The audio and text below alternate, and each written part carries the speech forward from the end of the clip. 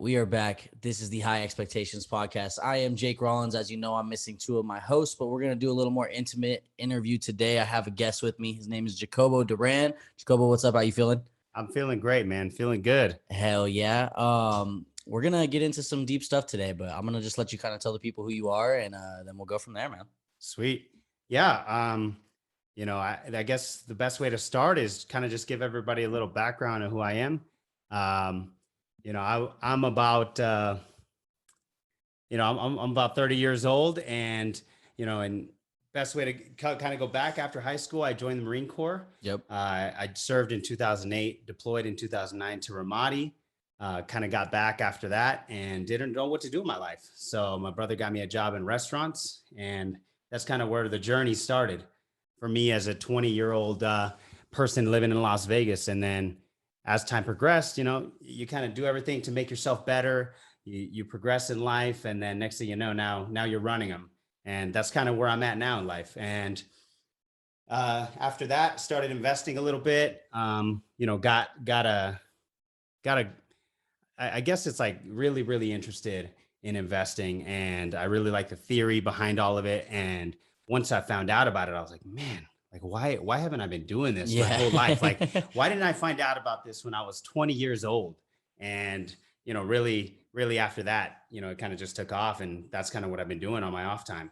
Yeah, I always tell people that. I'm like, I told my little brother, because I started investing when I was 18, and that same year I started investing. I'm telling my little brother, who's 14 at the time, I'm like, just start saving money, and then when you turn 18, let's get you something going. And now he has like a really good portfolio going, and he's not even 21 yet, Yeah, that's the lost art, I think, is when you tell people to save money, because when you're young, you're like, whatever, I have time. I have time. And the next thing you know, just sneaks up on you. You're like, wait a second. Yeah, I mean, if you saved all that birthday money up, man, you'd be able to do something real nice with it. That's for sure.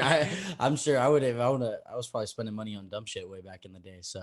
Oh yeah, I think we all were. Yeah, next thing you know, you're like, man, did I really spend $500 this week on like sushi and Olive Garden or whatever? Sushi really runs up my bankroll. I got to stop with that. It's a major problem. I'll tell you what, we live in a city where all you can eat sushi is everywhere. Everywhere. This is like the spot. And women love sushi for the most part. So I end up going on a lot of dates to sushi. But the girl I'm actually talking to right now, she doesn't like sushi. So it's actually saved me a little bit of money, That's good. I want to talk about your background. Like, first of all, thank you for your service. My dad was a Marine as well. Oh, man. What was it like being deployed? Like, what was how was your experience? Like, maybe with the military in general. Yeah. So have you ever heard of I guess it's like a website called Terminal Lamps? Mm-mm. So anyway, I guess to give a little background on the magazine itself, he kind of does like comics, and he talks about his time. Mm-hmm. And my time was very similar to him, where as soon as I got out of basic training, I went to what they call like basically an infantry school, because my MOS was a 0351, which sounds really cool when you think about it. It's rockets, it's explosives, urban mobility breaching, which is like where you build explosives specifically to go into buildings. Okay.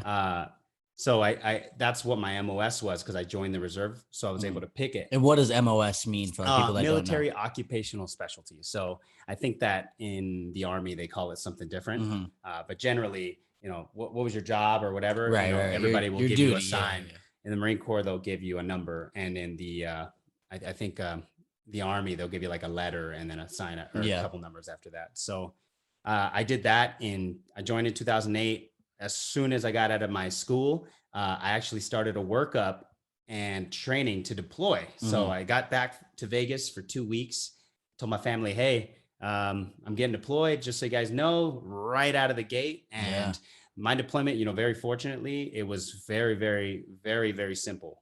We were kind of like a security force out in the middle of the Hamidiyya province in Ramadi, and it was super rural. Wow. So, I mean, the best way I could describe it was hot and boring. Yeah. Hot and boring.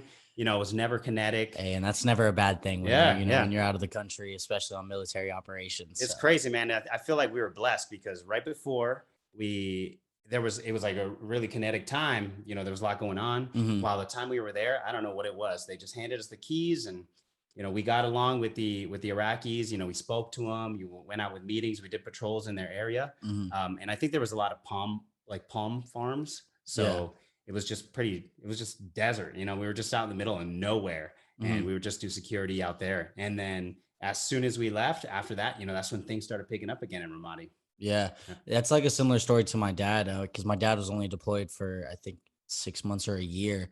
And he said like before it was crazy, and after he got back it was crazy. And he's like, but while he was there, it was really, Yeah. it wasn't too much out of line stuff going on, It's pretty nuts. I guess we were blessed. Yeah.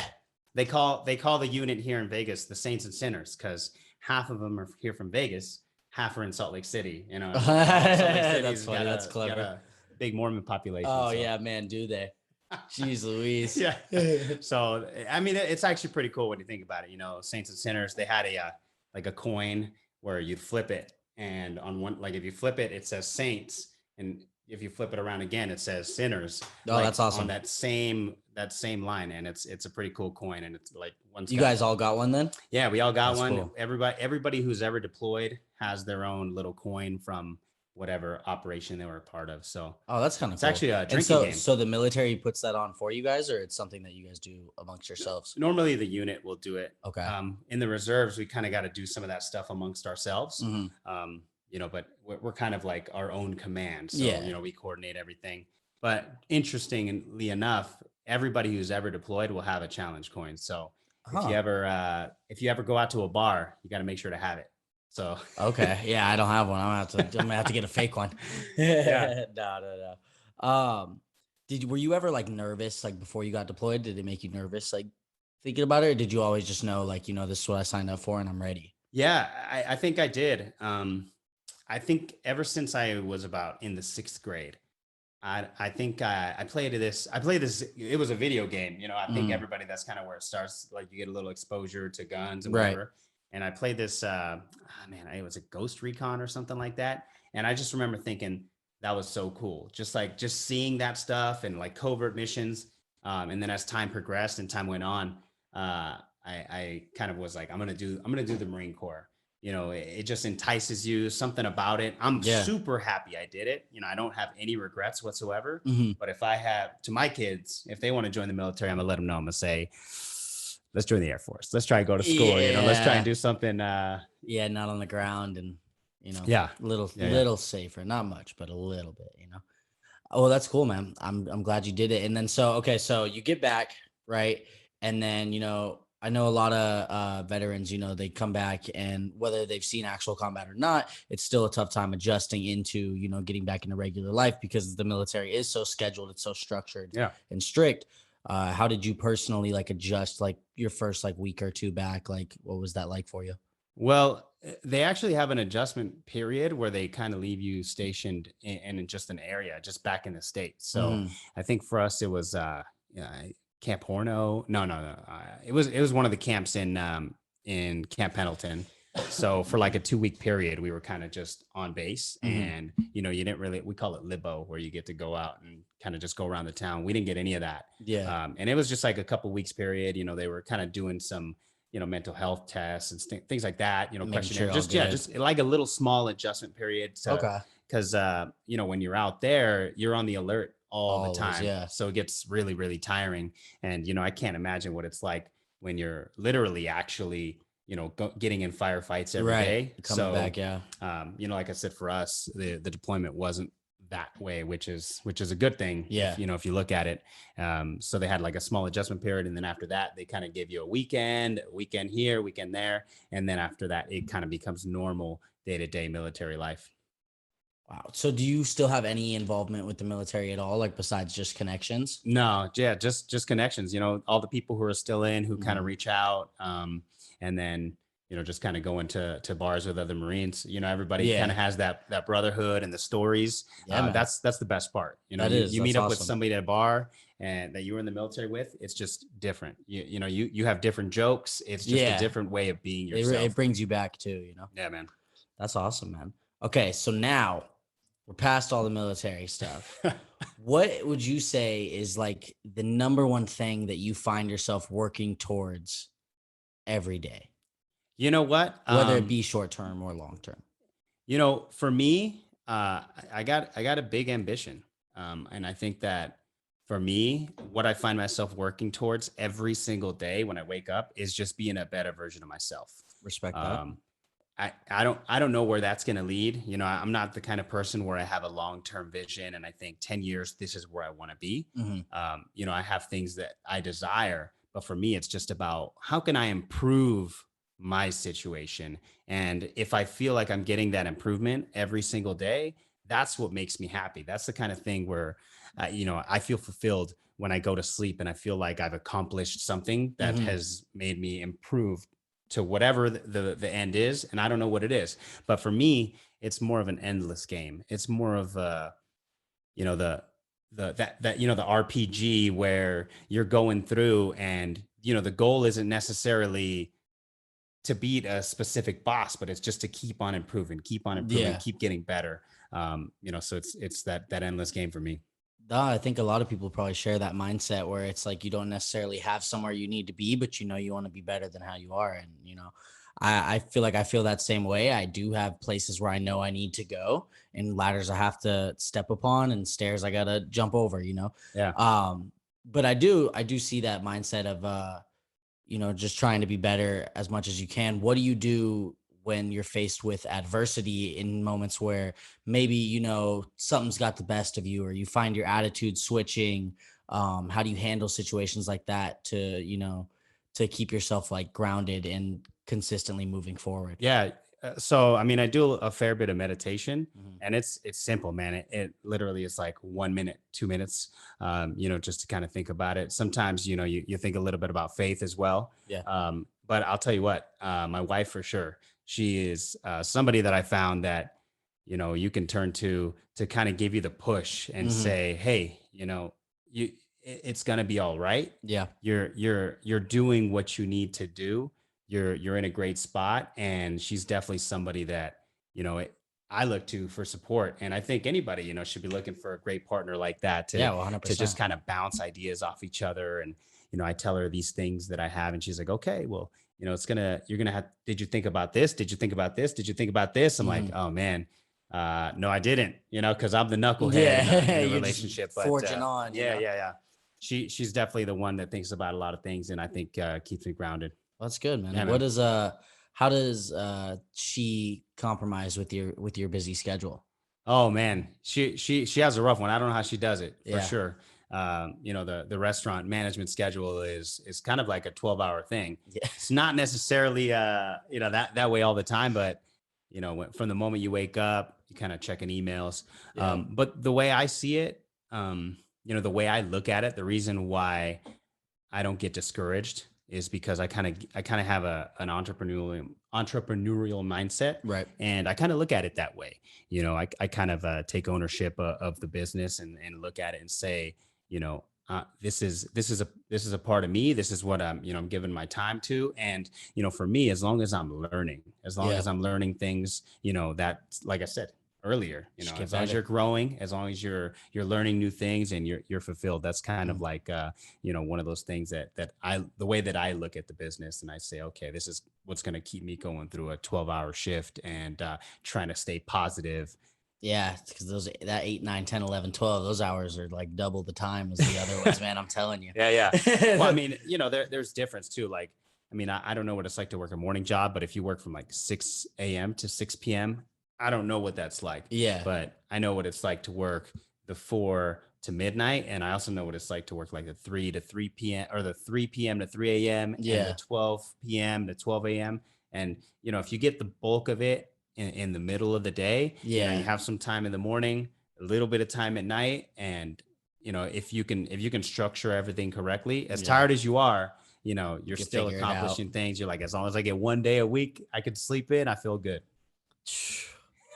Kudos to you, man. Sleep is so funny to me. It's because I feel like more often than not, my biggest problem with sleep is that I don't sleep a consistent length. There's no rhythm to my sleep, right? Where it's like 4 hours here. Oh, I just didn't sleep tonight. Oh, now I just slept 9 hours. And it's like Yeah. sometimes I feel like that'll make me more tired than anything. So what I've been trying to do lately is, I just do 6 hours every night. 6 hours. Yeah, I think six is good. I But think I six think is the bare minimum. your For your body will tell body. you. Yeah. You know, for me, it's a little different. I got children, so they'll wake me up at 6:30 a.m. and they're like, "Daddy, I'm ready for Yeah. some cereal." And Or Dad. they're not, they don't pay attention to that you just worked 12 hours Oh for yeah. 5 days straight. Oh They yeah. just want to see their dad and they just want to play. And, That's it. you gotta be That's that it. guy. Yeah. You wake up and you're like, okay, I got to do it. Yeah.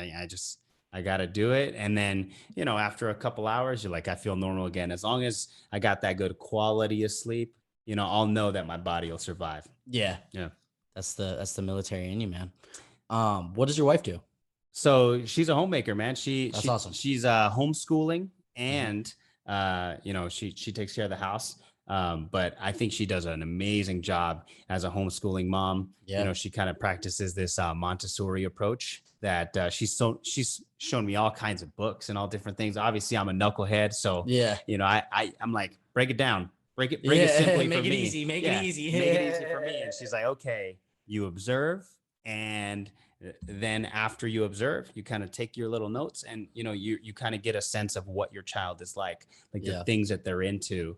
And she does a great job with that, man. I look at my daughter sometimes and I'm like, you are just smart as can be. Like, I Mhm. cannot believe it. And like I said, kudos to her because she does it all. And I don't complain about that even a little bit. That's awesome, man. What is your I know kids are always changing their opinions on what they want to do. Like my cousin, she wanted to be a veterinarian for a while, and then she wants to be a doctor now. She wanted to be a bunny when she was younger, and obviously can't be a bunny. What does your daughter talk about these days? Like, Yeah. Right now she's talking about gymnastics. that's awesome. That's her thing. It was actually a few weeks ago, I was actually sick with coronavirus. Yeah. And, during that time, if I finally got to the point where I said, okay, I need you to watch videos, because we were all sick together. And, I gave her some screen time and she loved the gymnastics, man. She was all about it. She was watching you're like, I the need a Tokyo break. Olympics and everything. And That's she was awesome. like, I'm in it. And it was kind of cool to see because she was like, Daddy, I want to watch gymnastics. Like, that's what I want to Yeah. see the whole time. Nothing else. Yeah. There was None of nothing those- else that you could have done. It was gymnastics. So I'm like, well, at least Hey. it's, something that she's learning or. Hey, and you never know, man. She could be in the Olympics before we know it. Yeah. I Yeah. feel like especially with something like gymnastics, those kids, they start real young. They figure it out real quick and they just go for it. Yeah. I finally know the names of the gymnasts who are all in the Tokyo Olympics. Oh, really? Which is pretty cool, Like I think one of them was like, what's it, Jade Kelly or something. She won the gold for like the floor thing. I don't know. I learned way too much about gymnastics. Hey, well, it's good that you take an interest in it, though, especially if your daughter's going to be wanting Yeah. to get into it, man. Yeah, I know Simone Biles, and that's about Yeah, it, brother. Simone Biles. And then, the other one is Suni Lee. Yeah, She Suni got Lee. gold, Didn't too. she do good? Yeah, Yeah. she did do good. I saw her on Ellen or something, I think. I don't know. Yeah. One of those morning shows. Well, the crazy thing is they're like 18 to 24 years old. Yeah, too. they're all young. Yeah. Very, very young. I think Simone Biles, like her first Olympics, she must have been like 16. That's wild. Because I think that's the youngest you can be is 16. That is. Yeah. I think all the Chinese gymnasts, they were all like 16 years old. Yeah, I think wasn't there one year where it was like it was found out like some of the Chinese gymnasts were like 14 or 13. I don't know. Maybe that's just in my head. I feel like that happened at some point. I don't remember that being a We scandal. were like questioning the age. I think maybe they were like questioning the age. Like these girls are too young. Their bodies are too flexible. Oh man, yeah, like, what's going on here? Like, man, can we even? What's going on with the Olympics? It was crazy to me. I was wondering what they were gonna do about the Olympics this year. Well, technically last year because, well, what are we going to do? Call it the 2021 Olympics and then go 2025, 2029? That'd just be weird. Yeah. But thankfully they called this year the 2020 Olympics. So just to keep it the 4-year thing. It's and just keep it on such a even smarter numbers. decision to do it that way. It's so much less confusion. And now we have a shorter time before the next Olympics. So it's kind of cool. Throws everything out. Yeah. Yeah. Because we'll have the Winter Olympics next year then. Yep. That's it. That's crazy, man. Do you watch a lot of sports? I don't. I mean, I used to. When I was younger, maybe like 6 years ago, even 4 years ago, I did. I watched a lot of football. Nowadays I find myself not watching any sports. So I might, because I'm a Raider fan. So I'll YouTube the highlights, just to see what's going on. Just to see what's going on. Follow Derek Carr through his progression. I became a Raider fan in 2000. So it's been heartache ever since. Oh, well, hopefully we can bring some light to it in this so city. it probably doesn't matter that I don't even really watch sports or anything. So. Yeah, you haven't missed much on that end. I'm good. Nah, I do find that like the busier I get, the less and less I watch sports. I was never that big into like watching sports. I'll watch playoffs. I like to watch playoffs a lot. Like when it mattered, when the games matter, I like to watch it. Preseason, like doesn't really matter to me. Anything can happen. Some days these guys just don't even care. So it's like I bet baseball a lot. I bet a lot of sports. I bet sports more than I watch them. That makes it more interesting, even if it's like $5. Yeah, no, what I do is I do like a $5 18 parlay. So it's like $5 to win like 2,000. It's like, yeah, you probably only hit them once every 6 months, but it's kind of worth it. Makes you watch it a little bit of everything. And you care a little bit more, you know. I did one the other day, and I was actually telling some of the boys, but I did like I think it was $15. Like I had like 15 singles in my wallet, and I'm like, all right, let me just bet them. And so it was $15 to win $9,000 on 8 teams, and I missed it by 1. And I was like, oh my gosh, man. And I was literally just messing around. Like I think I picked all underdogs. And I was like, well, yeah, man, that's the bet, right? The $5 underdog bet. Yeah, you want to take all the underdogs and then, see if you can hit them. And we almost pulled it off, man. But especially the college football. I think that's the most unpredictable one for everybody. College football is ridiculous to bet. Yeah. I was watching. I mean, I put the games on the TVs every now and then at the spot where I'm at, and I'll see games where somebody's up at like 30, and next thing you know, pow, blow them out of the water. Yeah, it's crazy, man. And I think even with sports, I don't want to talk too much about sports, but with sports lately, I've been seeing all of the sports are scoring more. Scoring is becoming easier, it seems like. Even in basketball, people are shooting more threes than they shoot twos. And in football, we have teams like the Bucks and the Chiefs that are putting up points like in a minute and a half. And it's like, you know what? I know you don't want to talk about sports too much, but something I've noticed is I feel like it's becoming a little less physical. Like all of the games are getting babied a little bit more, and that's the society we live in, man. And it's a sensitive society. And I hate to say stuff like this, but like when I was a kid, like the cartoons were not sensitive. You would probably be seeing some shit you shouldn't see. Yeah. Quote unquote shouldn't see. And now I look at like the cartoons that my cousin watches or my stepsister, or like any younger kid, I am involved with. And it's like, these cartoons are soft, man. Like you're like the Looney Tunes, man. Yeah, the like Coyote and the Roadrunner used to try and kill each other. Literally, you got Wile E. Coyote just trying to knock out the Roadrunner. He's always ends up killing him.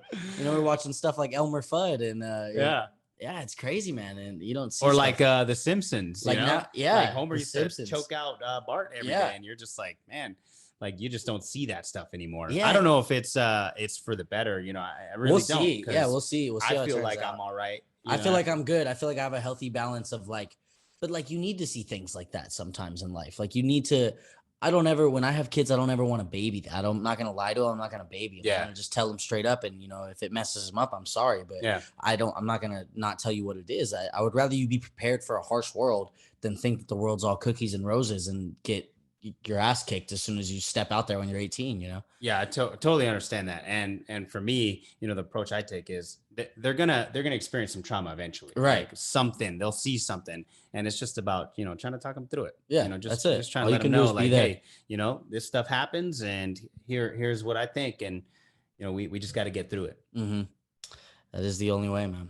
It's the only way. I'm definitely gonna have my kid like working out as soon as he comes out of the womb. Like I'm really hoping jacked. Oh man. Yeah, I'm really hoping I have like a boy first because I'm gonna put him right on the bench press, and I'll do all the weight for him. But I just want him to see it. I'm put a baseball in his hand. I might not put a football or basketball in his hand just because I was really good at football and basketball, but I don't have the height for it. So I doubt that he will. Yeah. So you don't want to encourage him to. Nah, but you never know, man. We're gonna be Derek Fisher, scoring threes, 5'10". Hey, you never know, but. I don't know. I don't know if he's gonna get up to be that tall. I might have to. I might have to marry a tall woman. We'll see. I have to balance it out. Yeah, you got to find some good genetics out there. I'll sacrifice for the greater good of my son, for my kids. Let's talk a little bit about investing. All right, let's do it. What are you looking at right now? Obviously that's the question everybody wants, and for me, it's all kind of monetary policy and. Everything going on with there. That's kind of like the big focus on me, just trying to kind of take a back seat and see exactly, what approach to take. Mm-hmm. For me, I've always been a little more defensive than offensive. And I guess the approach I have really is, I kind of sit back and wait patiently until I see something that I really, really like. And when Yeah. I see that, I'm loading Going up. I'm heavy. going in Loading the heavy. boat. Yeah. But I try and do my due diligence on everything. Yeah. Try and really, really do some deep research. And a lot of that includes really boring stuff, Yeah. reading through some 10Ks, through some earnings calls, and, going through and just trying to figure out, what exactly is the mode of this company. I'm sure everybody knows about Warren Buffett, Right. and he talks about a lot of different styles, and he's got a partner, Charlie Munger. Charlie Munger also talks about investing. And one thing that they've always said is they want to be remembered as great teachers. And, if you go through and you read his investor letters, you find a lot of information in there that you're like, so this is kind of what the approach he takes to valuing a business and trying to figure out what it's worth. Because, I mean, right now we're in an environment where every company, at least most companies, are kind of overvalued. Yeah. And, a lot of the reasons behind that are interest rates and a lot of things that you hear in the news. Yeah. Plus, we have more people in the market than we've ever had before. Yeah, a lot of retail investors, a lot of people like myself and yourself, trying to figure this thing out also. Right. And, as there are some people who do that. There are some people who just kind of go in and throw bets, and there's a lot of people who go back and do the research. And, I think that as long as you're consistent, with your approach and you're actually trying to take a strategy, you'll be successful. So leave your emotions out of it. Leave your emotions out of it. I always tell people, if you don't want to do all this research and, you're lazy, or, you don't have as much time as everybody, or, you don't have time to go sift through all these forms, look at the CEO and first of all, see, like, is this a person that you would follow? Right? Like, would you respect them if you worked for them? Oh yeah. I look at the business model, and then I find myself in speculation markets a lot, because I try to find the next thing before it becomes, like, I want to find Amazon before it's Amazon. Yeah. And with Tesla, I did that, thankfully. Like, I got Tesla at $200 pre-split. So it ended up actually making me a good amount of money. And so now I'm just trying to, do something similar to that. Are you in the crypto space at all? NFTs? What do you think? No crypto, man. I just can't get, I have a really, I have a pretty decent understanding of Bitcoin and the cryptocurrencies and how that works and the ledger and everything. But for me, I can't see it being anything other than just an asset class. Like, I don't see it ever becoming like overtaking the dollar. Overtaking the dollar. I think the dollar, if there's something that's going to overtake the dollar, it's going to be another central bank, like maybe digital currency, rather than like a Bitcoin or something. Because if you think about it, every single part of the world has a government. Right. Everywhere has some form of central government, and all those governments, in reality, they're looking for power. Yeah. And if you cannot see transactions, or, there are transactions that are decentralized around you, you can't control your currency, then, you can't really do things as a government. You can't. And that's the purpose of Bitcoin, is to try and, rein all that in, like the kind of stuff that gold was supposed to do 3,000 years ago. Right. But then, people came up with deposit slips, and it's a piece of paper that says, this is how much gold I have. And then you can print as many of those as possible. So that kind of stuff doesn't happen with Bitcoin, and it doesn't really allow governments to do some of the things they need to do. For example, like this infrastructure bill that we just got, it's going to be tough for them to do that with Bitcoin, because you can't spend the money if you're not collecting it in tax revenue. No, that's a good point. I do think some of the arguments for Bitcoin or crypto in general are the decentralization of it. The fact that, you don't have anybody regulating it, I know, is a big turn on for a lot of people. And plus, you're not ever paying fees to the bank. The only thing you ever pay is gas fees, which gas fees are at like an all-time high right now.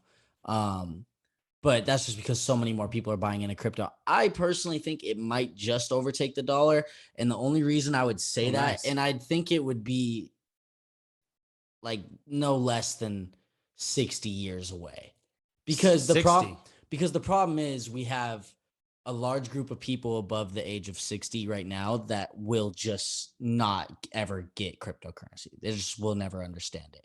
I think people younger than 60, I think it's a fair shot. But I think, if you give it 60 years, we kind of lose half of the people hypothetically that are on this earth right now, the older half of them. And I think at that point you have like all these people that are in their 20s right now. Now they're, 65, and now the older generation is who is making the laws at this point. They're looking at it like, we do have crypto, and we all understand it, and it's faster, and we don't have to deal with these banks anymore. We can see all the transactions are public. Like, if you want to look, you can look, and there's no scamming, there's no any of that. I mean, obviously you can still get scammed on Bitcoin if you're going on Facebook Marketplace and somebody's like, oh, I'll give you 10,000 Bitcoin like that. But if you're trading on like actual platforms, there's not really scamming going on. It's all pretty tight knit. But we'll see, man. I don't know. There's a lot of people that are diehard into Bitcoin and cryptocurrency, and I didn't really start believing it until just recently. But as I've gotten into like NFTs more, it does seem more feasible the deeper you get into it. And I get why these people are all batshit over it, Yeah, I get that too, and it's kind of like what the old gold crowd was, trying to put a like a leash on government and say, let's rein it in. This is how, we destroy our currency, like, and you get a Weimar Germany, there's a lot of things that led up to that. But, a lot of the people that are into Bitcoin and a lot of the people that are into gold, I actually myself, I like gold, and I totally understand. I've read a few books now, and the more and more I learn about it, it makes sense, why it was always used as a monetary metal. Yeah. And the Bitcoin properties it's got, and the fact that it's so much more mobile, totally understand all that. The difficult part for me around Bitcoin is I just, no government, no JP Morgan, they're not going to go and adopt this currency that they don't have control over without kicking and screaming, because right now, they're the intermediaries between the government selling treasuries, and whoever's buying them on the other side. Well, that's the issue I think a lot of people have, is it's like these banks have so much power in deciding, exactly what's going on with a lot of our finances, to where, it might become one of those. I mean, I like the GameStop example, because you have a group of people who collectively said, hey, you guys are idiots. You're shorting a stock that's actually good, and we're going to make you pay for it because you thought you were going under the rug. I think we could see a similar situation happen where the mass is just saying, okay, well, JP Morgan, you don't want to use Bitcoin. Like, well, my entire economic status is in crypto, so I don't use you.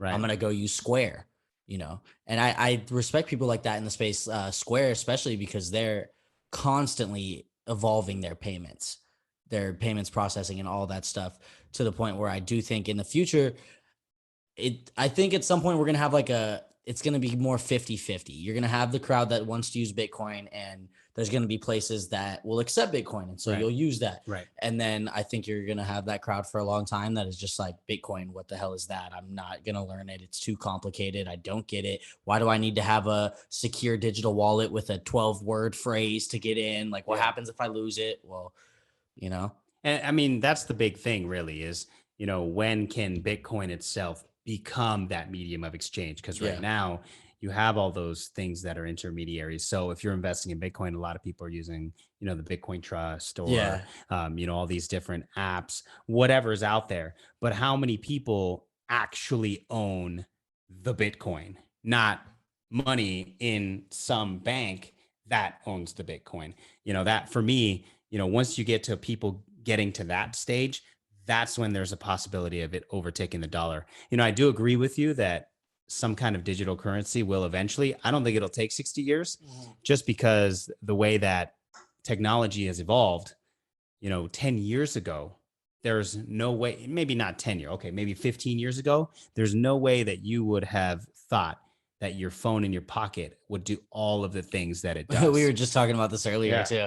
That's so funny. It all like comes full 15 circle. years ago, I was like, I'm typing T9 or whatever, pressing 1 3 times to hit the C, and then making phone calls. That's all I was doing. Or maybe playing Snake. That was it. Man, these kids will never know about that, man. That's crazy. Man. I feel like my age is like so funny, because like I'm like the last of like the generation before like things really started changing. Like, I remember all this old stuff, but I also was like still so young to where all this new stuff came. I understand it. Right. And it's so funny. Like, I think back to like I had a Firefly phone. It had 4 contacts. I could dial 911, my mom, my dad, and my grandma. Yeah. And it's like, do I even need to call these people? Like, why do I even have a phone? Like, why do I have this here? I'm like, this is terrible. And then the Nokia came out, kind of revolutionized everything. You had all the different faces on it. Dude, I remember I got a BlackBerry and that thing slid up, and I was like, this is the coolest shit ever. Oh man. With the sliding keyboard, I'm like, oh, this is revolutionary. I don't have to tap 4 times to type of A. And now here we are, all with iPhones and 600 different group chats. And simultaneously, we can record our audio and video, and it all links together without me even doing anything. This is wild. It's a crazy world we live in, man. And shit is going fast. It's going really fast, especially with technology.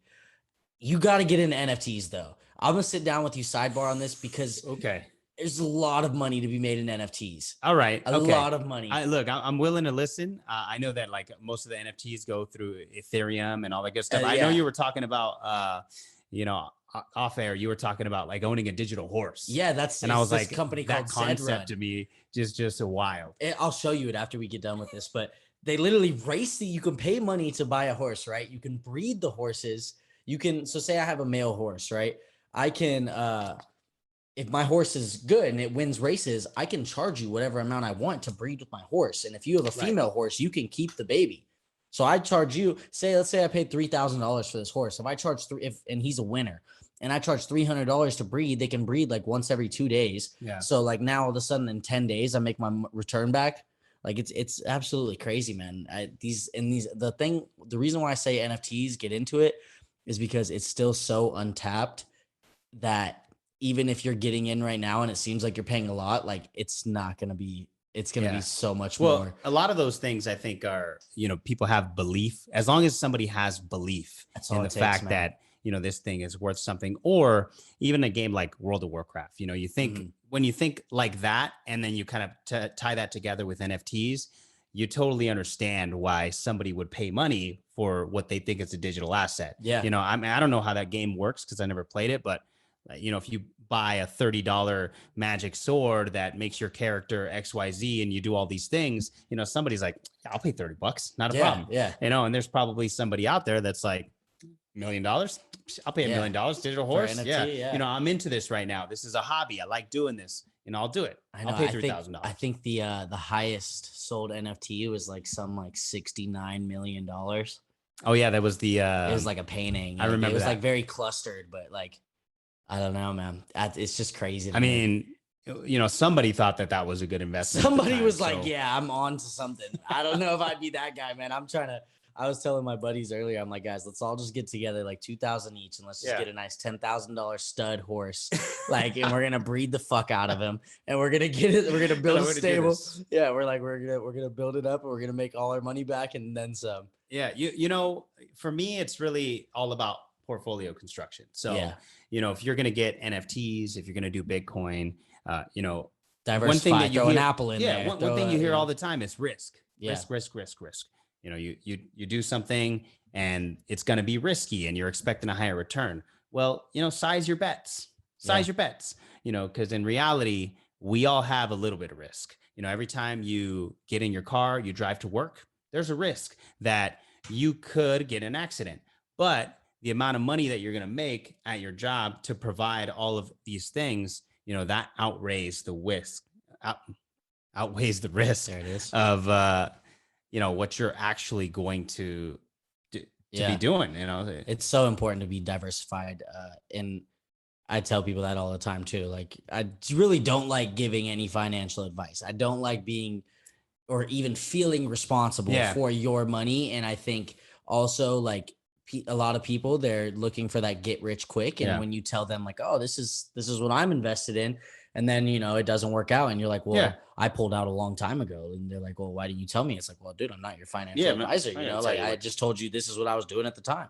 And, I remember once you told me about a company that you were doing, but I guess the difference would be that I went and I read everything, and I was like, hey, I don't think this is for me. Yeah, you didn't like it. Yeah, dude. And that's what it is. And it's not for everybody. I still have that company, but because they're big in the NFT space too. And they're combining NFTs with crypto, with food delivery, with celebrities. I think it's going to be massive. I think it's just taking time. Yeah. We talked about it though. I mean, your bet is sized appropriately. Yeah, you have to. You have to. And I don't know if you know who Monish Pabrai is. He's a big hedge fund manager. He talks about sizing your bets. And, one saying that he has is, few bets, big bets, infrequent bets when the odds are in your favor. And that's something that I live by. That's the reason why it's more of like, I'm going to wait. I'm going to wait. I'm going to keep doing my research. To give you an example of a time where it actually worked out in my favor was stamps.com. So stamps.com, I believe it was maybe two years ago, something like that. I mean, their stock price was like $300. I think it was like I don't know, maybe like a $4 billion company, something like that. And, it's something I looked at, it crossed my mind. I was like, is this even something I can understand? Kind of did a little bit of research. I was like, okay, it's way overvalued for what I think it is. And then they announced that they were going to cancel their partnership with the USPS, United States Postal Service. And it dipped like hard. Yeah, I'm sure. Went from $300 to like $85 in a day. And, that was when I saw that, I said, okay, you've been doing your research. Now it's time to go in and do all of this that you just did. Time to do it all over again. So I did go back and I took it a little bit more serious. And then in order to take it more serious, I bought a few shares. I bought 10 shares, whatever. Not a big deal, but at least there's money. $100 might not be something to somebody, but to anybody, if you have a little bit of money in there, at least you're like, okay, I can do my due diligence and see what's going on. So, I checked it out. And then I bought in. I said, okay, I like this company. I like what they do. I think they're great. I think they got good growth potential. I don't think this will affect their profits. Absolutely. But, I think they're the way that it's going. And at that point, it was a little oversold. They're going to recover. Yeah. And then the next earnings call came out and the stock price dropped from 85 to 35. And that was a gut check. That's the moment where you tell yourself, okay, do your research again. It's like, am I in or am I out? Am I in or am I out? Yeah. And I went through it again. I was like, the numbers are bad, but honestly, they're not as bad as I thought. They're still profitable. It's not like they're losing money. Yeah. They're just not making as much profit. They're but just the cash taking a flow few bad quick turns. Yeah. So, I bought in again and I was like, okay, that's it. I'm done. I'm going to ride this out. And then, slowly kind of trickled its way up. And next thing you know, a great earnings call comes out, pops up to 170. And I was like, that's the moment. There's a moment where you're like, hey, I'm going to Charlie Munger it and I'm going to leave it forever. But, I'll take my profit. I don't have billions of dollars. I don't need to figure out timing, how I'm going to get in and out. I just got out and I was like, let's call it good. And we'll move on to the next one whenever that time comes. That's what I tell people too all the time, man. Like, yeah, it's great if you can be the guy who buys GameStop at $10 and sells it at $3.50, but it's also great if you can be the guy who buys GameStop at $50 and sells it for $1.50. Yeah. So, it's all profit, and never be afraid to take profit. Otherwise you can end up at a loss. Yeah. And I mean, I don't know anything about GameStop. It's not something that I did any research on. I just know, I got a pretty good idea of how options work. I know options pretty well, because if you can figure out insurance, you can figure out options. Yeah. And I know why the stock price jumped up the way it did. Obviously, if you got a huge short position and you have to unload that short position, you're going to cause a And I think dent. there was some issues with the stock in general, because I think they were saying it was like 150% shorted, and it's not even supposed to be more than 100% shorted. So there was something going on there that somebody noticed, and kudos to them, because they rallied a bunch of people and they fucking did it. I will say that Wall Street Bets crowd, collectively, like if you look at it as a whole, they've got their stuff together. Like they know what they're doing. There's some people in there who have a very good understanding of the markets. And the best thing that they have is that they are able to rally these other people. Yeah.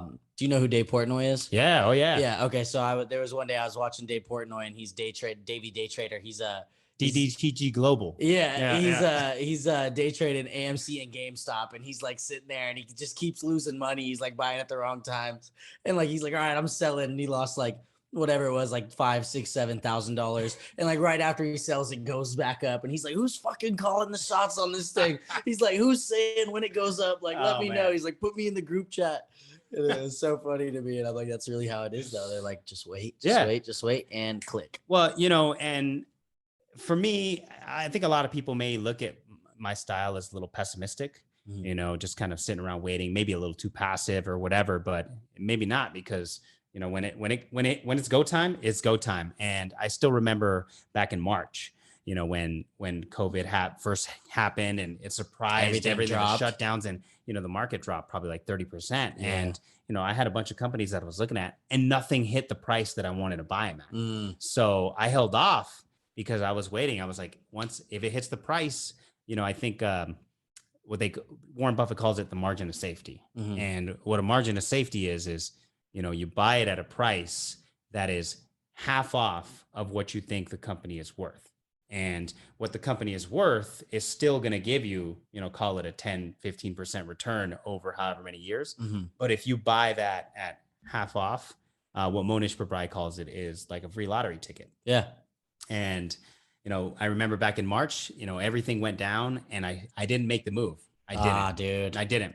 The only thing I made the move on, I bought a position in silver, which went from like $20 when I bought it. Yeah, silver did really to well. Like 28. I made a little bit of profit there. But that's the moment when I kind of started reading a little bit more about the monetary metals because, I saw the Federal Reserve assets. I saw all of the spending, I saw that we were paying people and I was like, wait, something's not right here. So, I started looking a little bit more into it. That's kind of how I figured out about Bitcoin too, figured out why that's an inflation hedge and all this stuff. And then, as you kind of learn about inflation, you're like, oh, damn, this cash in my pocket is just losing value. Yeah. Kind of scares you. But at the same time, my investment style, you hold on to cash for long periods of time. So I'm okay losing 3% if, eventually when I make the move, if I make 26% annually per year, I'm good with that. Yeah, you're solid.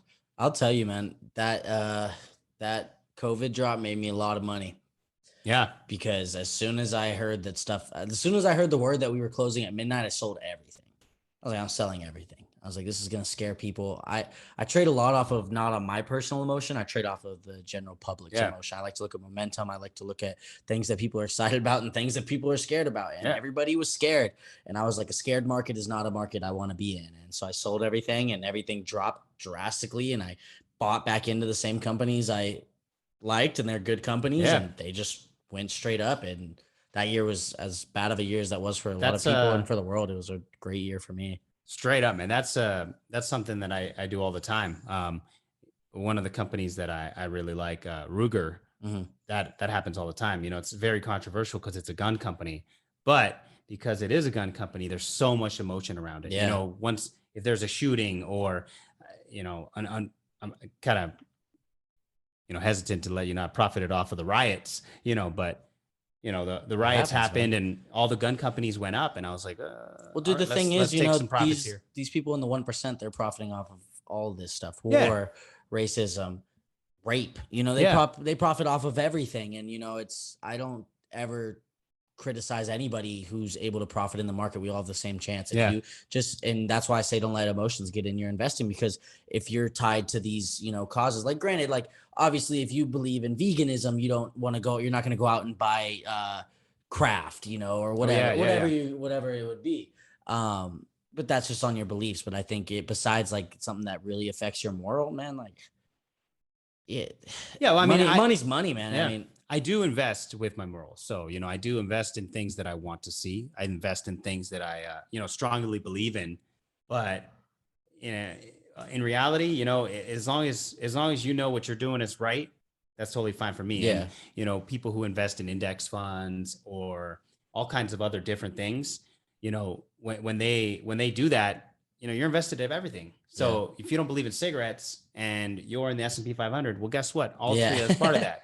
Or, you don't believe in whatever. Well, hey, all these companies that are doing things that you don't like, they're in that. Do you like to invest in index funds? I don't. I don't know. I've ever since I started investing, I've picked my own companies. So far it's done me pretty well. Over the past 3 years, I've compounded about 15%, which isn't crazy. It's not crazy. I'm not looking for that, knocking it out of the park. For me, it's more about get rich slow, consistently building. It's maximizing your potential while minimizing your risk. Yeah. I think my strategy right now, at least until I get to my 30s, is risk, because I'll get it back. I'm not concerned about it. So it's like, I'm going for it. I'm trying to hit for big, and you miss sometimes, you miss a lot of times, but sometimes you do make it. I mean, I tell people all the time, like, My biggest like triumph besides Tesla was Square. I bought Square at $13, and I was able to buy a good amount of shares, and that thing just took off. Yeah. And there's no stopping it. And this is that example where it's like, oh yeah, well Square's worth 270 now. Yeah, I sold it at like 150. I bought it at $13. I don't care. Like it was whatever. Right? it was massive profit. Like I missed out on. Yeah, and could have made double. That's okay. I made what I made, and I didn't have to risk anymore after that. well, in reality, you're trying to get all your money off the table as soon as you can. Exit strategy. You're trying to reduce your basis. So, if I did have a company and all of the money that I invested, let's just say, it was $1,000, really small investment, whatever. I took $1,000. It might be a big investment for some people, but yeah, you took $1,000, you invested in a company, and you do all of these different strategies to reduce your basis. So, if it's a little higher than the price you bought it out, maybe you start, reducing your position a little bit. Yeah. So if there is a dip, you can buy those same shares back lower, or if it keeps going up, it keeps going up. There's also options, which I don't think we'll get into. That's the one thing I will say about options is something Warren Buffett said, sell the put on companies that you really love.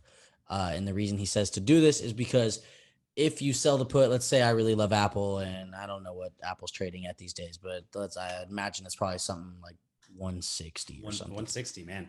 I haven't looked at Apple. Yeah, I haven't looked at Apple in a really long time. I'll check that after, but it could be. It's probably not 160 unless it's in the $50 range. I'm not even looking at it. So. Yeah, it's just not worth it for me. The gains that I see. Apple's already so big. It's just like it takes a lot for them to get bigger. Let's say Apple's 160, so you're gonna sell the put at 145. So if it goes up, you make money because you sold the put. And if it goes down, you get stuck, but you're buying a company that you actually like for a price that you actually like. And that was one of the things that stuck with me. Like, I don't ever buy calls. I don't really do anything like that, but I will sell puts on companies I really like. Right.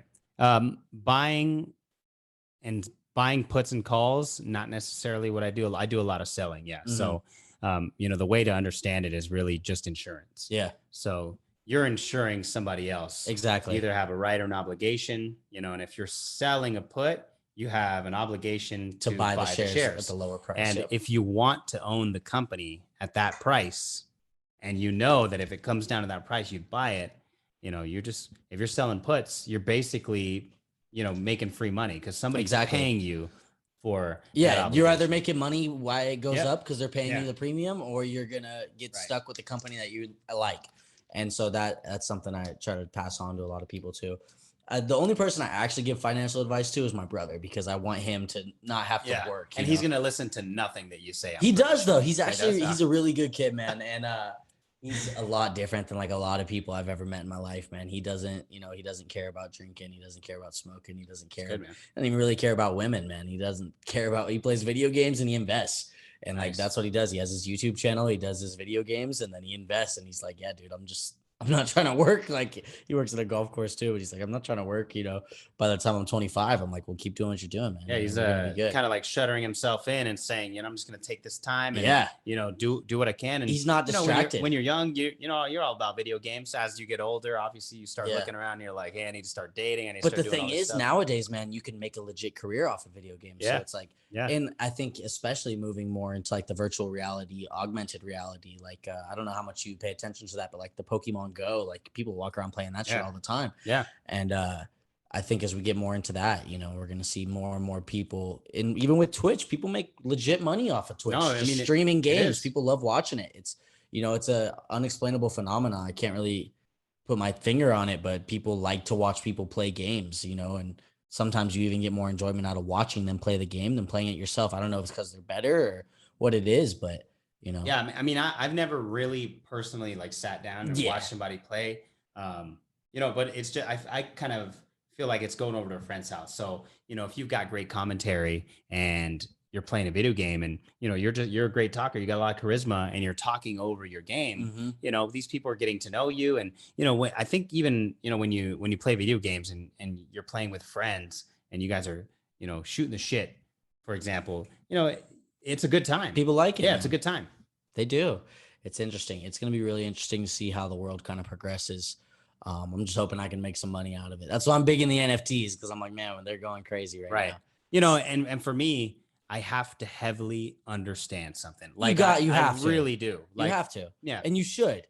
You should. If you're investing your hard-earned money into right, it. right. I mean, the way I always look at money as hours, because that's what I do right now. I work an hourly wage and, or whatever. I make such and such amount per hour. So it's like, I got to think, all right, well, if I work 5 hours and I make this amount of money and I'm going to invest this amount of money, is this worth the 5 hours of work I did? Like, do I believe in it that much? All right, let's do it, Yeah, absolutely, man. And that's a good way to look at it, for somebody to say, is this company worth putting 10% of my net worth into it? Yeah. Or is this company worth doing XYZ? Or, if it's an index fund, is it worth 100% of my portfolio to just be in stocks right now? Yeah. I don't know, man. It's, you all got your individual. financial advisors, you do what you do, but everybody's got a different approach and everybody's out on the risk curve. And, the one thing that I've definitely understand about finance is, a lot of it is about risk. A lot of it's about risk, and a lot of it is about just understanding the way money works, and the way that money is or who money is attracted to, or why is money attracted to certain things. Like, they always say that if you find a millionaire or somebody who's, extremely wealthy, and you take away all their money, eventually they'll find a way to be rich again. Yeah. And then the same goes for like lottery winners. These people who maybe haven't, not all of them, but some of these people who haven't learned about money, and then they go and they win the lottery and they win millions. And the next thing you know, a couple years later, it's gone. And there's a reason why, because when I go back in my mind, when I go back in my mind and I think about the moment that I had that epiphany, there was a moment where my eyes opened up and I was like, what in the world did I just read? It was a book called Rich Dad, Poor Dad. Mm-hmm. And I don't know if a lot of people have read it. And I haven't read it, but I've definitely heard of it. Oh yeah. And just reading through it, you're kind of thinking about what's the answer? You're trying to find the answer the whole time. But one thing I've realized is that if something unlocks 100 questions for you, if you're learning something new and you have so many more questions than you have answers, that's growth. Yeah. And that's the moment, like, where I looked back in my mind and I was like, that's the moment that I said, I have 100 questions. And I started trying to find the answers to all of them. And in that process is that I realized, oh my goodness, it just all opened up. Yeah. I totally get it. And, this is what it's all about. Well, they say, great researchers don't find answers, they find questions. That's right. That's right. And that's, that's the way to go about it, man. What are like the top 3 things you're looking for in investment? Like you see these 3 things, right? And you're like, okay, I'm in. Yeah. What are your indicators? If I had to boil it down. So, do you know who Phil Town is? It's really familiar. That's he's kind of in that circle of investors. He's got a podcast too. Okay, that's probably why. He talks about investing. He does it with his daughter anyway. I've listened to the whole dang thing because the information in there is great. It's all Warren Buffett, style investing, and then you watch 100 YouTube videos about Warren Buffett. You watch all of his videos. Then you realize Charlie Munger is amazing. You watch all his stuff. Then you realize Monish is great, or like Guy Spear, all these people who run all these funds. Anyway, so, he played a video at like podcast 1. And I looked it up on YouTube. It was a Charlie Munger video where he's talking about investing, and he boils it down to 4 principles. And the 4 principles are really, you have to understand the business, and, rightfully so.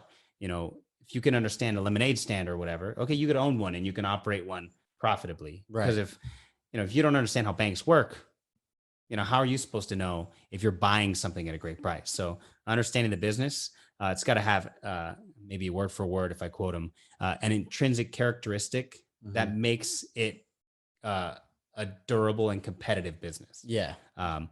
So something about this business that is making it super competitive above something else. Like if I had to boil, like, so we're talking Apple or Microsoft. Microsoft is a really good example because they've got a huge ecosystem.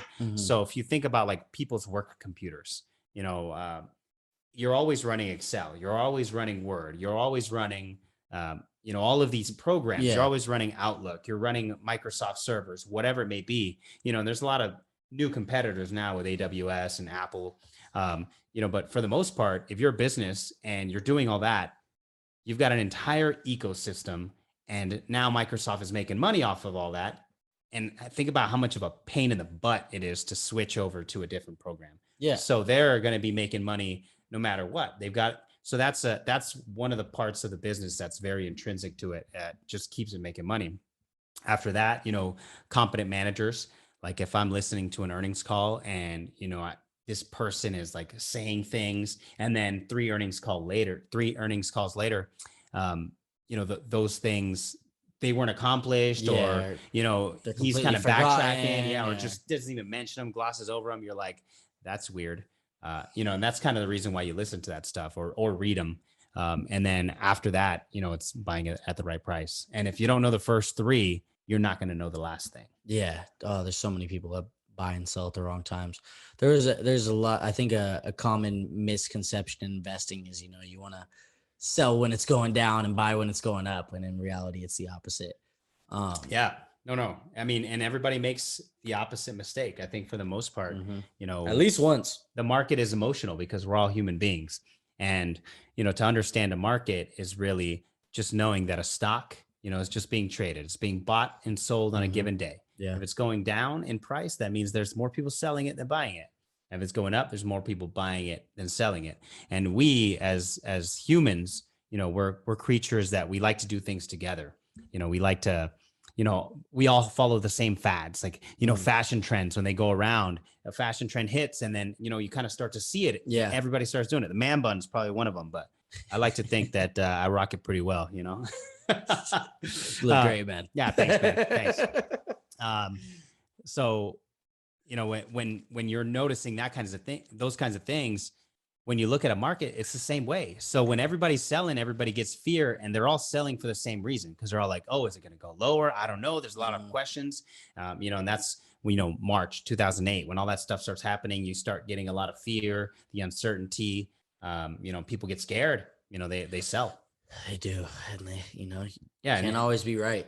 And you talked about being rational, and when you're being rational and you're thinking about it, you're like, there's a lot of people selling, and you're seeing the market at 40% at a 40% discount. And you're seeing, maybe a company that's slashing their dividend, and everybody's freaking out. And you're like, in 3 or 4 years time, this company, Microsoft, they're going to be fine. Yeah. I don't know if they pay a dividend, but their dividend is going to be back to normal. So I'm going to get, $1.30, per year on, let's say I'm buying it at $10. That's a 10% just dividend buying it now. And then 10 years when the stock price is $50. Yeah. You're making better money. Yeah. All around.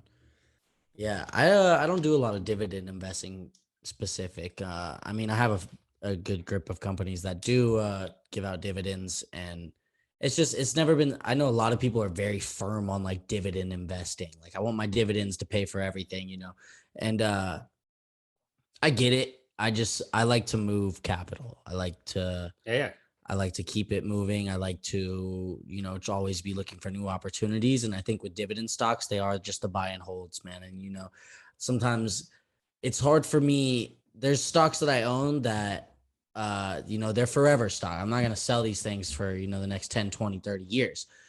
But then there's the majority of stocks I own where it's like, I could sell them any given day. Yeah. And not blink an eye about it. Yeah. I mean, same here for the most part. The way that I approach investing is just, like you, just to not get emotional. So if I have to sell, you're out. Yeah. You're not gonna think twice. You're gonna be like, look, if I made the wrong decision, I made the wrong decision. Yeah. It's just time to call it a loss. I think everybody in the investment community kind of has a saying, like, your first loss is your best loss. Yeah. Because if you're trying to stay in, or if you try and, milk that mistake, like, oh, maybe it can go back up, whatever, next thing you know, it's going to be even worse. Yeah. So just take the loss now. A lot of that goes with options too, just take the loss. Options is like really risky. I would say for anybody who like doesn't do a lot of investing and definitely hasn't done their diligence, do not trade options. You will lose your money. You will. Yeah. Big disclaimer. Fast. You will lose it fast. Big disclaimer. even I know a lot of people have made a lot of money doing options and then lose all that money in one option. So just be Yeah. careful with options. Stocks are definitely a little bit safer, but it's all risky. It is all risky. And, you know, a lot of it is the deep understanding part. That's the Hmm. first thing. You know, first thing is get a deep understanding of it, figure it out. Because if you don't know, then you're going to get eaten alive. Hmm. You know, and that goes the same with everything. You know, if you know, that there's four different levels or four stages that everybody kind of goes through, you know, whether it's a job, a career, whether it's sports. You know, at first you're at, you know, unconscious incompetence or unconscious incompetence. So at first you don't even know that you're not really that good. You know, it's kind of fun, you know, it's just great. You're just doing it. And then after that, you realize, you know, after playing it, like, I don't know, maybe golf for an example. You know, at first you could just go out there, you're hitting balls, your friends, Yeah, you're I'm like, pretty all whatever, right. cool, Yeah. yeah. You know, this is fun. Then you kind of reach this level of conscious incompetence where you know you're not good. And Yeah. you're like, oh man, I need to get better, get it. And then, you know, that's kind of where a lot of the growth comes. And then after that, you know, you have the stages of um, conscious competence, you know, where you're just where you're getting the hang of things, you kind of understand how everything's going. And then last is unconscious incompetence. That's like the expert level where you're doing things great and you're not even thinking about it. You're just good at it. Yeah. And you know, that's how things go along for me. That's what we all strive for right there. Yeah, man. The unconscious incompetence. It's I don't think that there's anything in my life where that I've reached that level. Nah, man. You got to put in your 10,000 hours. It's a lot of time. It's that Yeah. 10,000 hours be Oh tough man. to reach, man. I'm telling you, I be counting and I'm like, not even close. Nope. Keep going. You be counting hours? Yeah, I That's a do. struggle. I do count hours. Oh man. No, that's the reason why I just make Just it. with investing now. Oh, Yeah, I don't count hours with anything else. Just the amount of hours I spend on research, yeah. actual investing, NFTs, all that stuff. I don't really count it just because I know I could use it later on down the road. So, Yeah. you know, if I spend 40 hours researching Sprouts Farmers Market because Hmm. it's in front of my house and I stare at it every day and trying to figure out why I constantly shop there. Yeah. Um, you know, if I spend 40 hours researching that, you know, I'm gonna learn so much more about other stuff Yeah, because for in, you sure. know, research competitors, you know, I find out about Costco, you find Hmm. out a little bit about was it Vaughn's or whatever. Yeah, man. I don't know. I feel like we're gonna go down to just a few grocery stores here soon.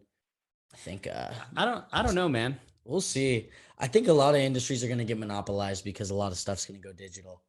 Um, and so I think we're gonna lose a lot of the medium companies. I think there will always be small businesses and I think there'll always be large businesses. I think the medium ones are gonna what's because people love to support small businesses, but when you're a business that's like kind of successful, but Yeah. you're not struggling, but you're not like really a chain or whatever, people don't support that as much. Where I feel like where we have small business Saturdays or small business Sundays, whatever it is, go out and support your local businesses. That's why we'll always have those businesses that are can they become big? People are, attracted to them because like, oh, this could be something huge. But those businesses in the middle, it's like, well, they've kind of had their time, and they're kind of getting by, but it's like I think even a lot of those owners are going to be like, F it, we'll just sell. I think right now they're struggling Yeah. for a good reason. You know, those mediums, like if you're a big business, you're fine. Yeah. You know, you can adopt all of these policies, not a problem. But if you're a small business and your profits were already short, and you know, I won't mention anything Rona related, but if you have restrictions on you Hmm. that limit that, that's a huge key. And medium businesses, I think, tend to be in the same kind of category as those small businesses when it Yeah. comes to profits. Yeah. A lot of them don't generate as much money as you think they do.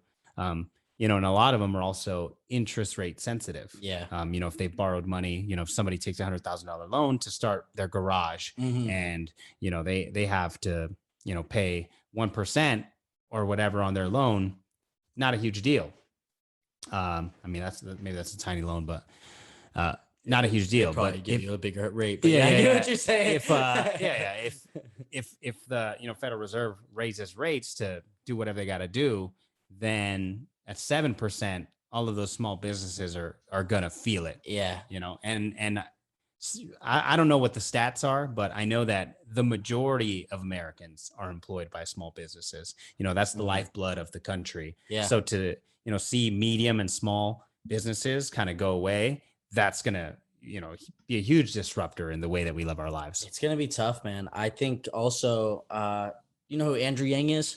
Yeah. Yang Yes. Gang. Yeah, Yang Gang. I think eventually we will see a UBI of some sort, and especially with the increase in technology, I could see us as like bartenders become automated. Yeah. Hotel registration check-in is automated. Truck drivers are automated. The DMV is all automated. When everything starts becoming automated, you have all these people that no longer are doing these jobs that they've been doing for such and such amount Yeah. of years. I think that's especially when we're going to need something like UBI to come in, where it's like, okay, you get this $1,000 a month, you're entitled to this as an American citizen or whatever, whatnot. But any extra work you do, that's just for you, and this is to survive. Yeah. I think it'll be interesting to see, because I do think we're going to lose a lot of employment. I think at some point, the amount of jobs we have is going to become a lot less than the amount of people we have. Yeah. Or I think that jobs are going to develop into something different, where we have a lot more creative jobs, or robot bartender manager. Well, think about this. Yeah, maybe, but think about, like, that person that is on YouTube and is, showing their video game off, and, they're doing the commentary. Right. Imagine, if he gets big enough, then he needs a crew to kind of help him assist with some of the technology and stuff. So, as jobs get destroyed, other jobs are created. And, UBI, it's a funky thing, the way that I think about it, because, there's one side of the equation that everybody always talks about. It's inflation. Right. And then there's the other side of the equation. There's the deflation side also, which, a lot of people, if you talk to like Keynesians, I'm probably going to use some economic terms, so I'll do my best to simplify them if anybody does know.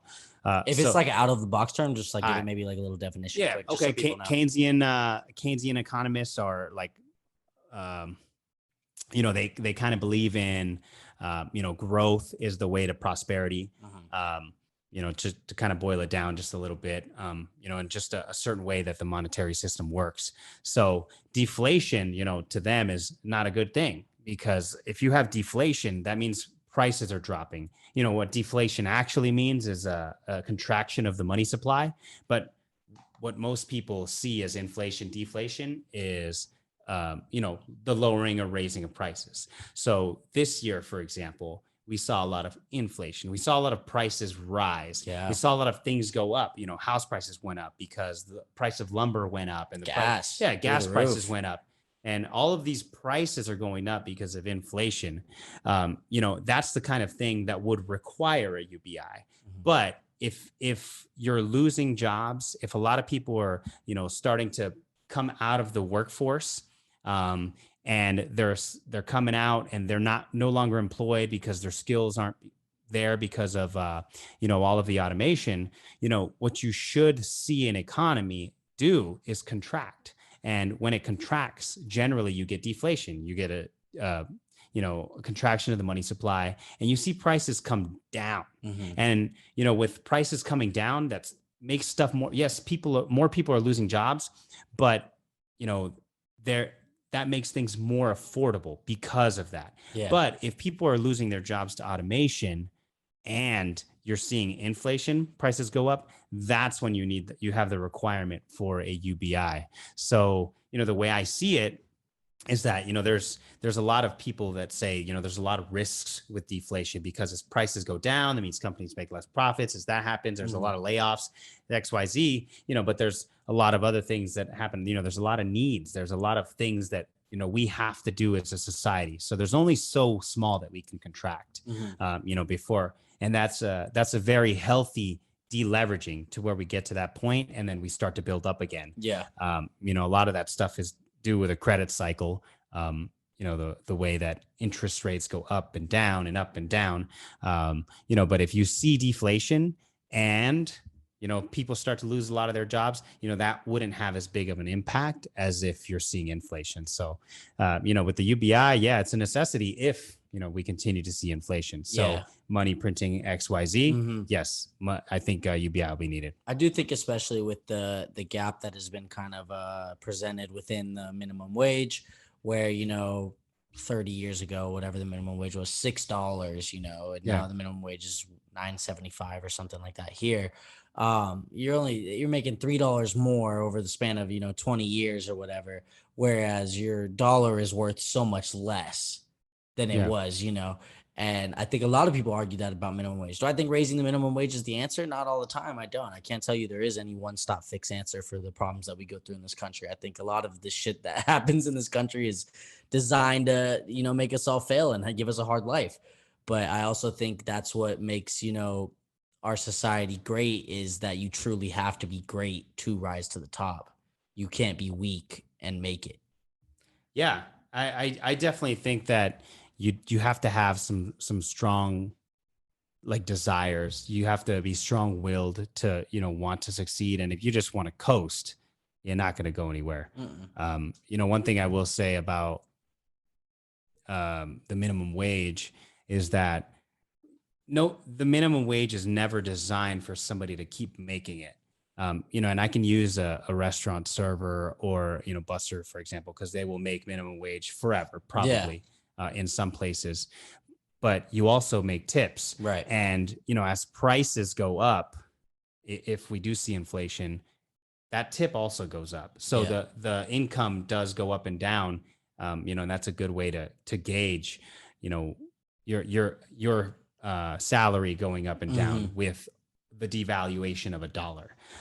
You know, for other people who strictly rely on the minimum wage, you know, that's obviously a big struggle, but you know, that's not where you're meant to be. That's not like, I mean, if I had to do it, of course I would go back. And if I had to work, you know, minimum wage to do what I had to do to take care and provide, absolutely, you know, I'm in. But you better guarantee that I'm not planning to stay Yeah, there you're looking forever. for No, something yeah. quick. Yeah. I'm developing my skills. You know, I'm reading. I'm you know, sharpening the knife as you Hmm. would to for when that time comes, you know, you could chop down the tree or whatever, Yeah. you know, or sharpening the axe. So, you know, you're never just stationary. You're never just coasting. And, you know, if you're young and, you know, you want to coast a little bit, cool, whatever. Or, you know, you want to take some time off, you want to coast, cool, whatever. But you always want to be improving. That's the reason why I Hmm. told you earlier in the conversation that I'm playing the game for the everlasting game. Yeah. Because for me, it's all about constantly improving. Because I could be in a position where I'm not where I am today. But as a person, you know, I'm still improving. As a human being, I'm still improving. As a husband, I'm still improving. As a father, I'm still improving. As a whatever skill that I have, I'm always improving. Hmm. Yeah, that's good.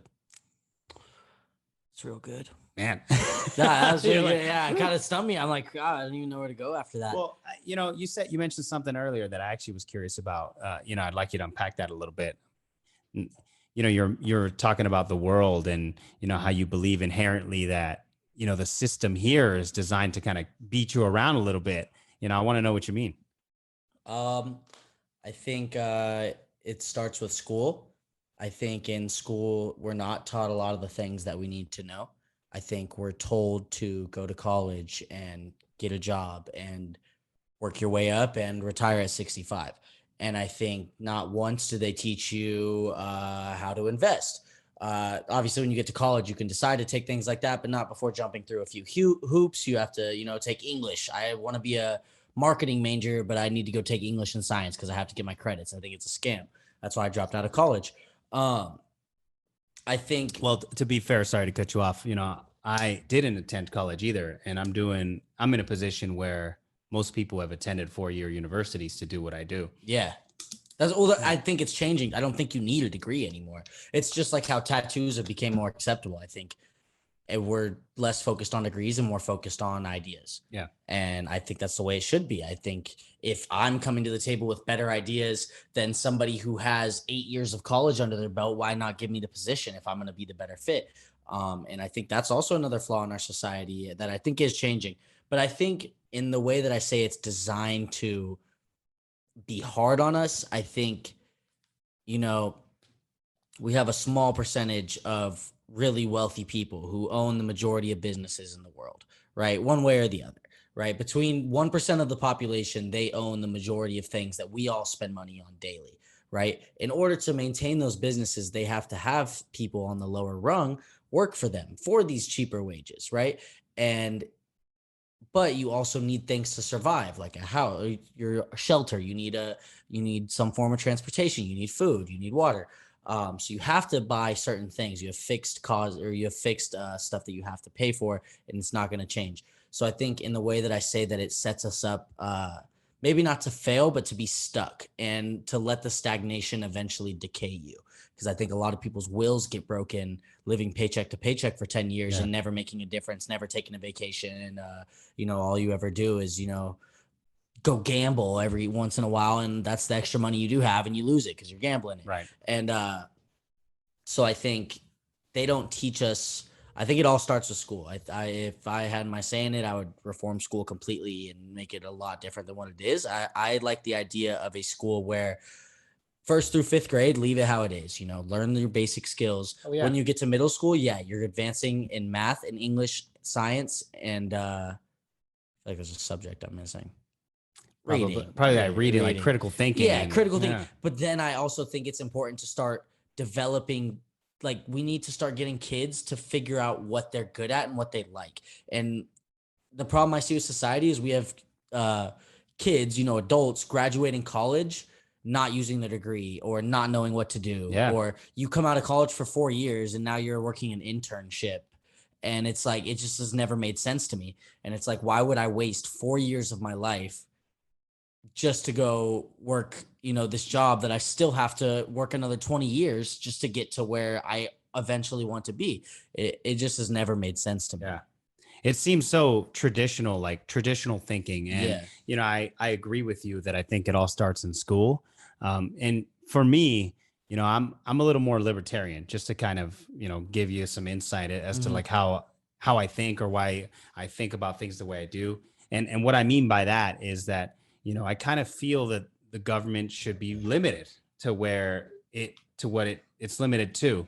And, the reason why schools kind of are the way they are is because there's so many requirements at this point, that have been put on by, government regulators, or this, you got to meet these certain standards and all these things.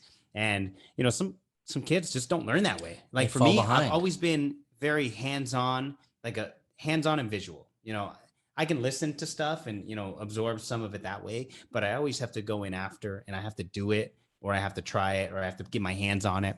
But I do think that the school system fails us, in teaching us the stuff that this country incentivizes. What does it incentivize? Well, it incentivizes entrepreneurship. It incentivizes investing. It definitely doesn't incentivize saving. And we're all kind of getting that right now, because when your $10,000 yesterday is not worth the same $10,000 you have today, that stuff is kind of fed through by the government. So that's the reason why, I say that I kind of lean a little bit more towards the libertarian way of thinking. And I definitely think that schools are a big part of that. Also, family has a lot to do with it. Tradition, values. I don't think that my parents knew either. They definitely didn't have it together. And then they think about it. What do your parents always tell you? Go to college, go to school so you can get a good job or whatever. And, you go to school and you graduate and you're $60,000 in debt. And now, you're paying this off for the rest of your life, when, you could have not gone to school. You could have worked those same 4 years, developed your skills, whatever skills they were, whether it's coding, whether it's, building a house, whatever, developing those skills to make much more income in the future. I think with a degree, there's a little bit of prestige, and, you start at a higher tier, and you have a higher ceiling, or whatever, or whatever they say. Yeah.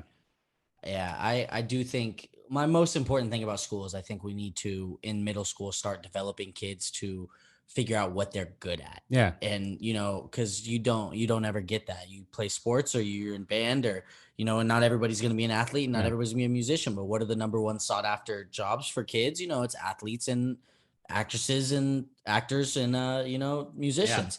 They want to do those things because you know, those are the things you're exposed to. So you know, let's expose kids to karate. Let's expose kids to you know, if you're really good at math, like okay, we're gonna take the top 10% of kids at math and we're gonna put you guys through astronaut training, you know, for a little bit. Like let's expose, maybe Just we can expose develop, them. yeah. And you know, if you don't like it, then you can go do something else. But we're just not exposing our youth to this to as much as we should be. And when I started UNLV, we had a woman who gave a speech to us, and she says, you know, you don't measure a society by the success of its oldest members. You measure a society on how well its youth are doing.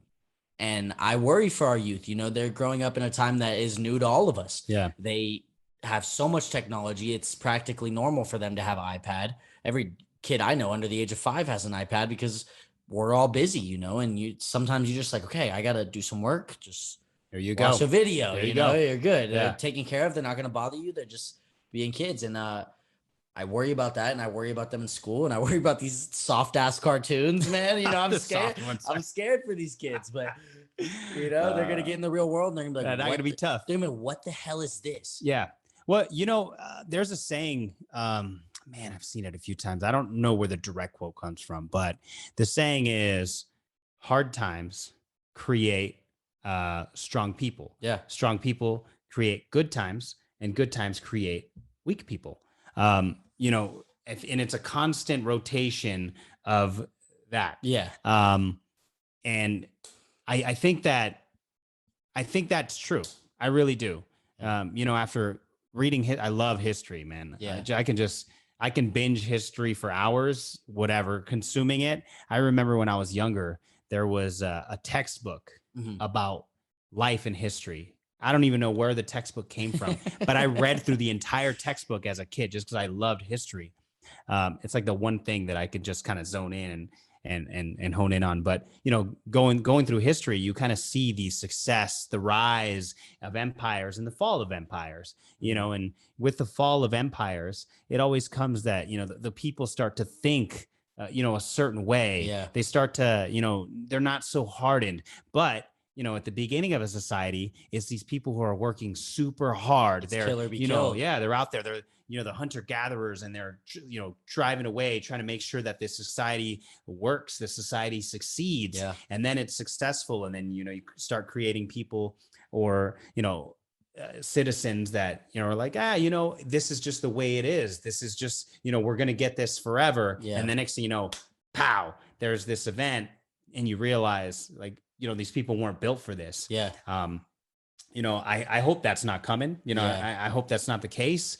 But, you know, when you look out into the future, you know, I'm sure even in the 80s, maybe in the 50s, they're like, oh, these soft kids or whatever. Or even in the military, they're like, oh, this, what, like back in my day, they used to choke slam you against the wall or whatever. I mean, back in the day, they used to eat nails, you know. But interestingly enough, you know, I think men's testosterone levels are at all-time lows. That I wouldn't be surprised if that's true. I think it is true. I think I think we're just becoming softer. I think we see it, especially with I think social media and the connectivity that we all have has made people not only entitled to their opinion, but which everybody is entitled to their opinion, but now it's being seen on such a broader scale that people really start to believe. Like, people forgot how to, you know, have an open mind, I would say, you know, where it's like, once you say something on social media, it's like, well, if you take it back, now you just look stupid. So it's like people are committing to it. And I think it's just, you know, everybody's really sensitive to everything. I think everybody is always looking for somebody else to blame. Everybody's looking for something else to be, you know, the problem. When one of my favorite movies ever, which is Ferris Bueller's Day Off, Cameron's sitting there and he kicked the car and he's like, you know what? There's a problem with me and my dad. Like, it's because of me. It's my problem. Right. You know, if I have a problem, it's my problem. And I don't think people think like that. And one of my best friends, he used to think like that too. And every time something happens to him, he'd be like, it's my mom, or everybody's against me. And I'm like, dude, listen, everybody may be against you. Your mom may be against you. Everything may be going wrong in your life. But that's a direct result of you allowing those things to take control of you. Because we all create our own reality. And I'm not going to sit here and tell you can close your eyes and manifest $1 million. It's going to pop up tomorrow. But in the sense where it's like, oh, I have to go to work. Oh, I don't want to go to work, but it's like, all right, well, if I go to work and I'm like, oh, I hate this, this is terrible. Like I'm gonna have a long day and it's gonna be awful. But if I Right. go to work and I'm like, you know what, we're gonna go make some money, have a good laugh with a few people. Right. We're gonna get through. It's gonna be a lot shorter and it's gonna be a Right. lot easier. And I think that's the manifestation that people need to focus more in on, is that subtle manifestation of just, enjoyment and finding the little things in life that you can just tweak a little bit and make them so much better for you. And ultimately it helps your health too. Yeah. There was this book I read called Extreme Ownership. Mhm. Jocko Willink wrote it. Jocko, he's been on the Joe Rogan podcast, Yeah, huh? yeah, he's Yeah, been on the yeah. Joe Rogan Okay. podcast. Navy He SEAL. has his own podcast too, though, right? I think he does. I Yeah, think he does. Yeah. yeah. Navy SEAL commander. Was in charge of a bunch of different forces in Afghanistan, Iraq, everything. He talked about extreme ownership, and then I read a dichotomy of leadership also. Mhm. And one thing that leaders consistently do is they constantly take ownership of all the mistakes. Yeah. I can give you an example. So let's say I can give you a military example from when I was in the Marine Corps. So, you're standing there, you're doing an inspection. You're getting inspected by the commanding officer, checking everybody's uniforms, this and that. So if you're a sergeant and let's say you're the platoon commander and you're standing in front of the entire platoon, you're responsible for every single one of those Marines, you as a leader. Yeah. So every single one of their actions, whether good or bad, they're yours. If their uniform isn't pressed and it looks wrinkled like they just got it out of their car, that's on you. You got to take the opportunity to fix those problems before this inspection. Yeah. So, you bring everybody in an hour before the inspection, and that's kind of the reason why in the military everybody shows up 15 minutes prior to the 15 minutes prior to the 15 minutes prior, to make sure when the commander's there, everything's good. So, you go through that and you try and fix everybody, and if the commander shows up and this person's messed up, this person's messed up, this person's messed up, and then he choose out the platoon, and you're like, oh, well, hold on, sir, I'm responsible for this. I let this happen. Yeah. He's here because of me. Don't chew them out. That's like something a leader would do. And you take ownership of the things that are within your control. And you talked about that guy that was like complaining of like, oh, my mom this and that, I can't make more money at work because my boss hates me. And you're like, well, why does your boss hate you? Is it because you suck at your job, or because you show up and you got a terrible attitude, or what's the reason behind this? And you got to take a little bit of ownership of that. You got to take ownership of, oh man, this is going on, and this keeps getting busted, or this and that, and my car just whatever. And I'm like, well, what's up? Do you never take it to get fixed? Do you never take it to get tune-ups? You got to keep your mechanics, you got to keep them up. Oh, you don't understand the words that people are saying at these speeches to try and motivate people, or all these cool events. Well, hey, maybe you should read some books, or little things like you can change your circumstances. And that's the great thing that I think is so awesome about America, man. We're all in a position where we have this thing. We have, this little piece of technology, where everything's at your fingertips, and it's good and bad. We've seen some of it with like, the vaccine debate and all that stuff, where we've become so divisive, but at the same time, connecting everybody in such a way where you can learn things and you can become an expert at things in a rapid amount of time. Yeah. And, all leading without ever leaving your house. Yeah. A lot of that, this in a laptop, that's all I really use, to invest. That's it. Sometimes I'll print stuff out because I need the paper in front of me to look at it. But a phone and a laptop and hours of reading and research and, looking at trends, or, trying to figure out different competitors, or like going to the store, just physically being there and be like, okay, why do I feel so good in here? That's a lot of, things that I think you can control them, man. You can change your circumstance. Absolutely. And that, that's one of the things that Gary Vee says too. He's like, this is my company. If somebody's late, it's my fault. If somebody doesn't show up, it's my fault. If something happens, it's my fault. And it is accountability is a big thing for anybody who's successful, for sure. I'd be willing to argue that anybody who is worth more than $1 million or whatever you may deem successful, they have taken accountability for everything. And I bet, with the exception of a few, I'm sure there's some scumbags up there, but Maybe. I wouldn't doubt it, but I think majority of that people. they get weeded out though. I mean, they only reach a certain point. Yeah. Like, is a scumbag going to make it to CEO of the company? Maybe. Maybe. How long is he going to last? Right. Because you've got investors or something like that are looking out for you. There's people that are kind of policing that. So if you're a scumbag, on this earth, you're only going to reach so far, and you're only going to get so far. Hey, life, karma always comes back around. Right. I know that much. What do you believe in as far as like the universe? What do you think about that? Like, well, I love just learning about the universe. I guess it's kind of like I was raised Catholic when I was younger. Mhm. So I do believe in God. Mhm. I've kind of become more Christian, as time has gone on. Just Catholicism's a little strict. Catholicism, there's a lot of, I find it more like, Because don't Catholics pray to Mary?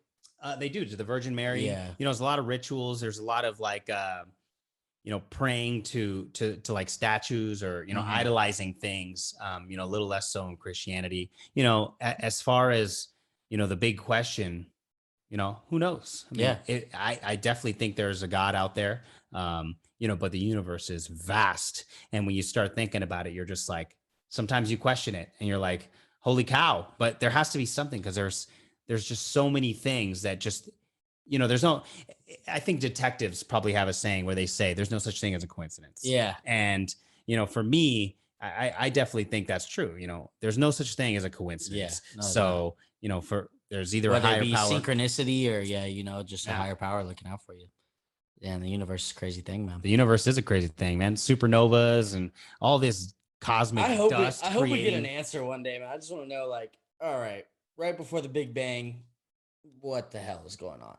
There's no way to know, man. It's so crazy because time is just linear. My theory is that we're actually on an infinite time loop where we eventually will our universe will collapse upon itself and create a new universe all over again. So it's like Big Bang, and then it comes back together. Big Bang, and it comes back together. I mean, that's my theory.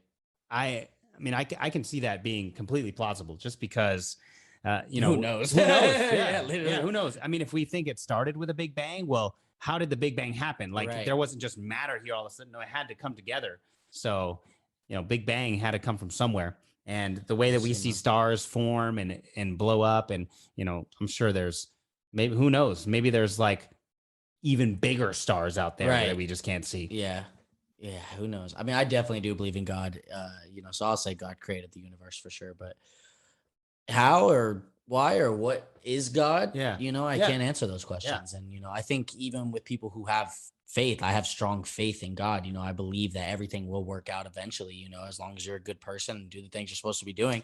I'm not afraid to say, like, well, if somebody was like scientific evidence, like, okay, God didn't create the universe, this is what happened actually, and we're actually in a universe inside of our universe is actually just a galaxy to this universe, and it was created like this. I'd be like, okay, well, but I will always hold my faith, until somebody like gives me concrete like evidence. So somebody just destroys. Yeah, they're just like God's not real. Okay. All right. Yeah. Well, but I believe in God. I think that there's definitely a lot of positive that comes with religion.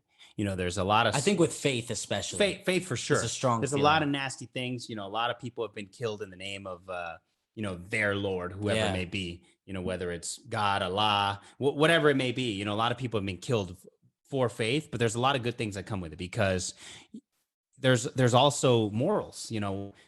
We all know that killing somebody is a bad thing. It comes from somewhere.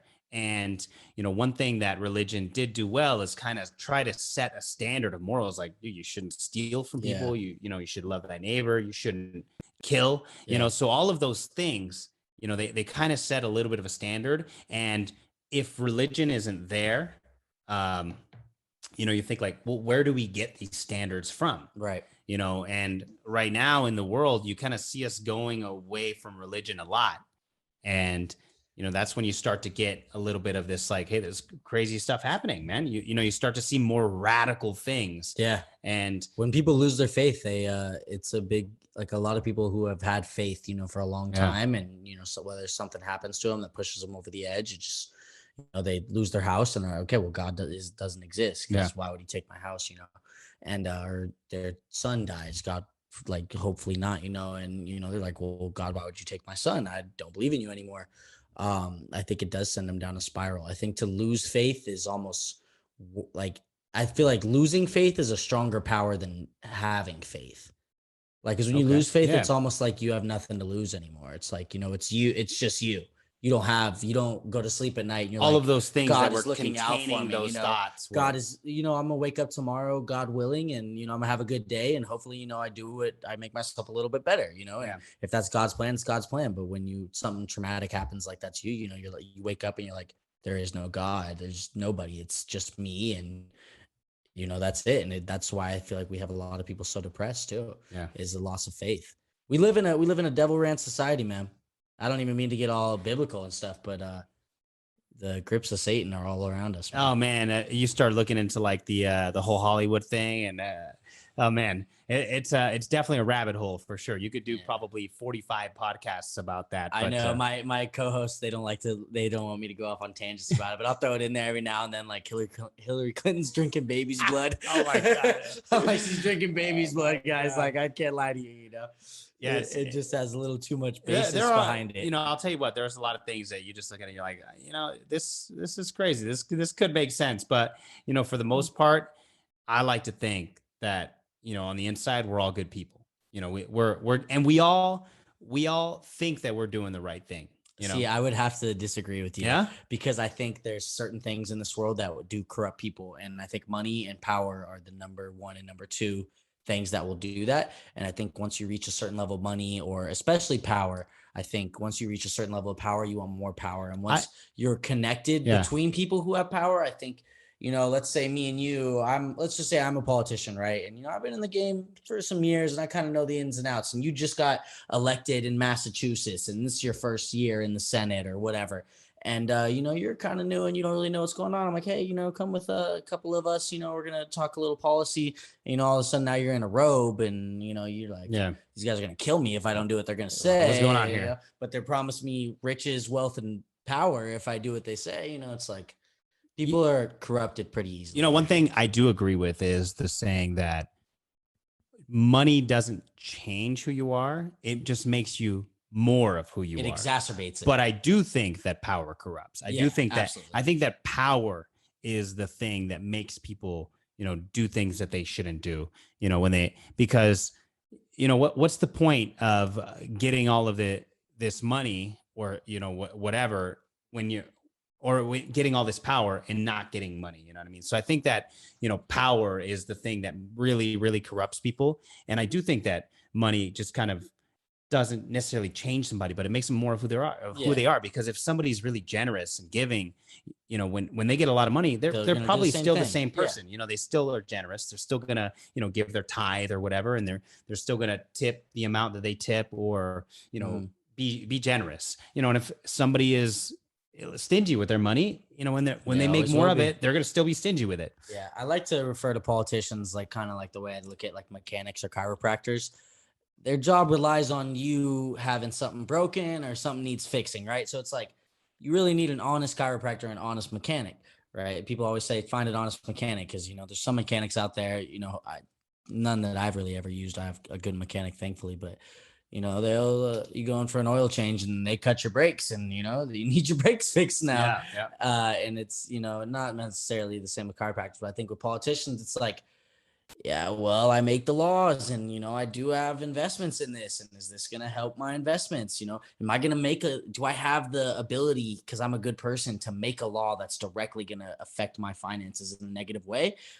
I think a lot of people are a little swayed by that. Yeah. I mean, I'm sure there are. And, you can't help it because I'm sure when you get into like the house, the salary isn't that great.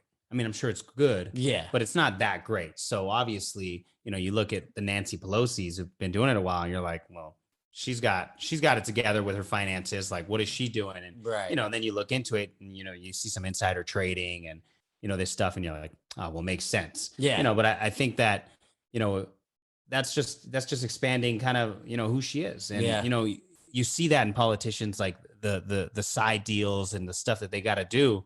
You know, it's got to be a terrible position to be in, to be a politician, because you probably get into it at first thinking, I'm going to make a change, I'm going to, you know, make a difference, I'm going to help the people that elected me. And then you realize, you know, I got to do all of these things, and, you know, how can I actually help these people? And in my opinion, you know, you want to help these people, you know, get the government as much out of the way as possible, so that these people can help themselves. Literally. I think that's a really good point.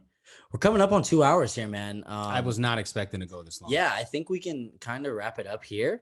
I don't want to go too much longer than 2 hours, just because then people start getting a little bored or sleepy and watch the whole thing. But 2 hours they'll watch if it's a good conversation. I think we had a good conversation here.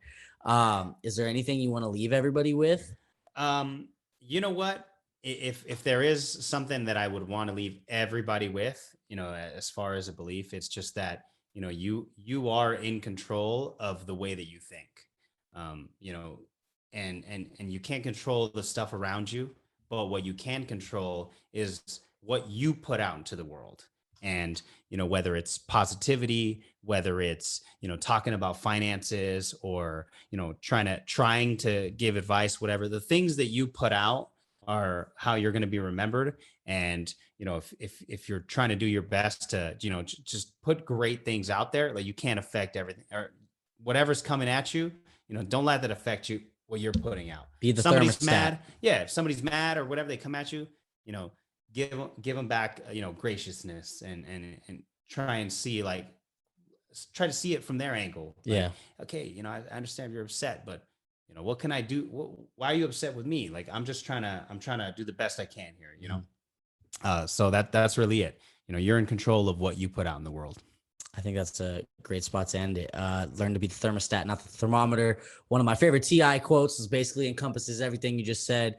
This has been the High Expectations podcast. Thank you guys for listeing. Jacobo, thank you for coming on. I know this is long overdue. Thank you for having me on. We'll have to have you back, you know, and we'll get the whole team over here and we'll do a nice big discussion. Okay. Yeah, I think we hit on a lot. We did hit on a lot. Yeah, I think, you know, we'll give it a little time. We'll grow a little bit more. Hopefully, you know, we both continue to push forward in our paths, and, you know, it's going to be a good thing. So thanks for coming on, man. All right, brother. It was great. Appreciate it. Later, guys.